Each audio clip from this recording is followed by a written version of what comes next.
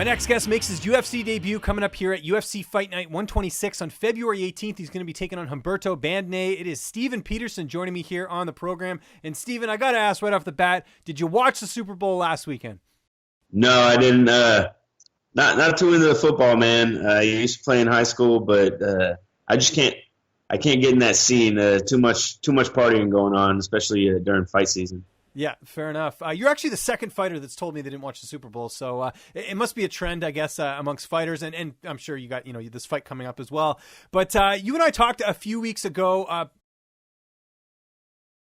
I said, there's so many fights to keep up with. I gotta watch the fights, Yeah. No, exactly. It's tough to keep track. So you and I talked a few weeks back before you made your UFC, or actually when the announcement came through that you had been signed by the UFC. So I got to ask, how's training camp gone since you found out the news that you were signed to the UFC? And training camp's going awesome.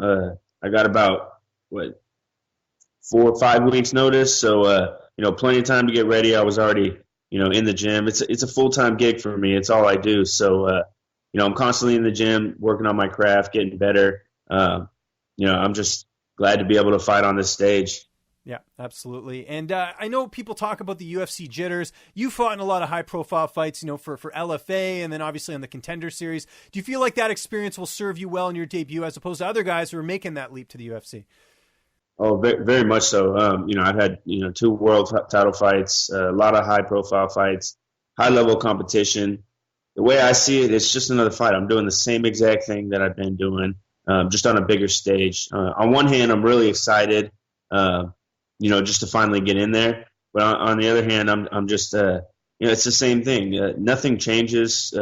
Obviously, you get treated a little bit better in the UFC. A lot more people are watching. But as far as the fight goes, it's a fight, man. You get in there and you scrap. So that's what I'm good at. Yeah, you certainly are. Now let's talk about your opponent here, Humberto Bandney. He's got the 14-4 record. How do you feel like you match up against him? I feel like it's a great matchup. We're really evenly matched, except for he's a southpaw. I'm orthodox. He's got a couple things I got to watch out for, but other than that, I feel like I should be better. Most areas, and that's where I plan on, fighting most of this fight is where I'm good at. Awesome. And how's the weight cut going, getting down to 45? We talked about this before, way better than cutting down to 35. Yeah, it's smooth, man. I was 153 after my workout this morning, so weight cut's a non-issue. I'm healthy. I'm in great shape, and I'm on point. I'm ready to go. And I know a lot of your teammates, actually, we talked about this yesterday, just over Messenger or whatever. A lot of your teammates have, fights coming up. There's the LFA card on the Friday, and then obviously you have your fight here, and you have a couple of your teammates on the card. How much does that help heading into a debut like this, having your teammates also getting ready for fights? Yeah, everybody's on point, man. Everybody's in shape. Like, all my teammates got 6-packs year round, and I'm like, just trying to keep up with these guys, like, just elite athletes, and when we all have a fight coming up around the same time, we're all peaking together. So there's no easy rounds in the gym. Like you said, we got I think 5 guys on the LFA card. We got 3 guys on the UFC card, and then after that we got UFC London, Charles Bird's on that. We got guys fighting on the local card. We got guys. One guy's fighting in the Pride of Persia. He's fighting overseas in Middle East for Brave. So, real high profile fights, and everybody's just on point, and the energy in the gym is palpable. Everybody's just excited and high level.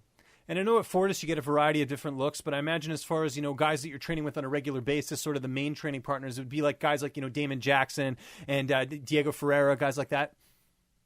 Yeah. Damon Jackson's probably my main partner at this point. He's the best look for me as far as what I'm going to face in the UFC. He's high level. On the ground, he's pretty much unmatched. So Damon's been one of my main training partners. And then we got plenty of southpaws for me to work with as far as the stand-up goes. So, Elijah Johns, he's a young up-and-coming guy, but he's going to make some noise here pretty soon. He's a great southpaw.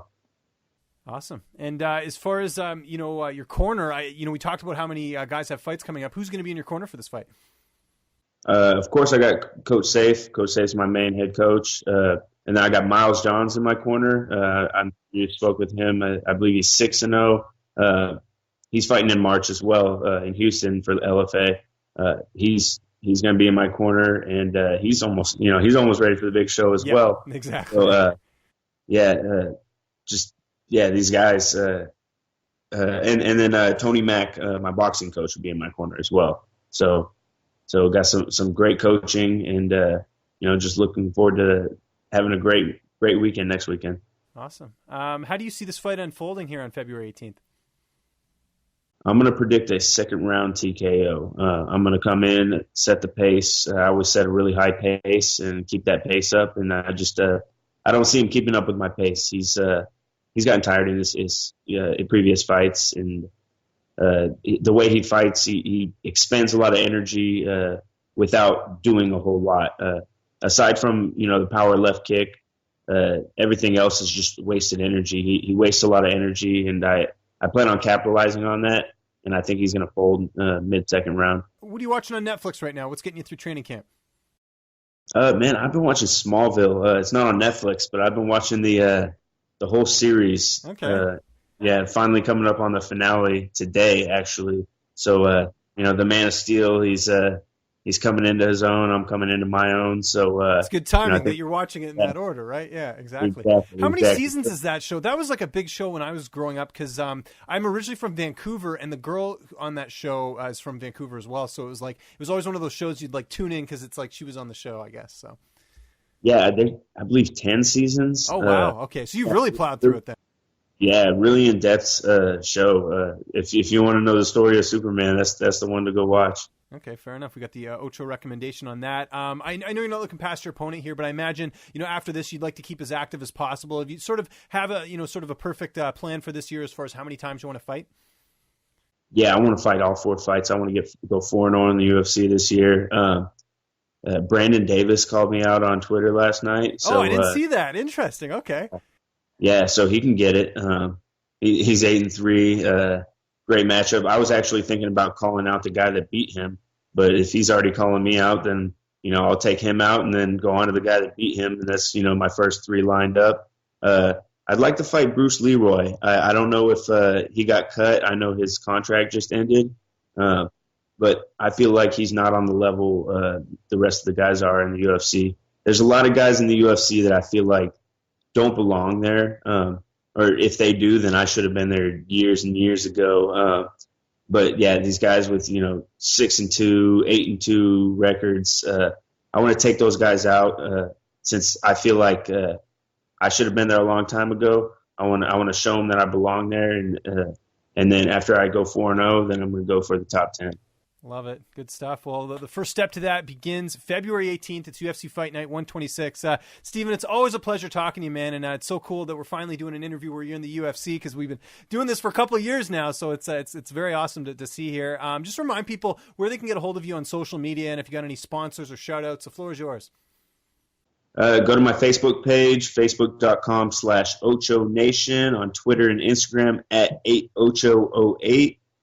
Check out my new website, OchoMMA.com, and check out FightFitLifestyle.com. That's my brand. Been pushing it lately. And want to thank my sponsors, Hutchins Barbecue, Knuckle Up Tattoo, Line 1 Nutrition, Fight Fit Lifestyle. Thanks, guys.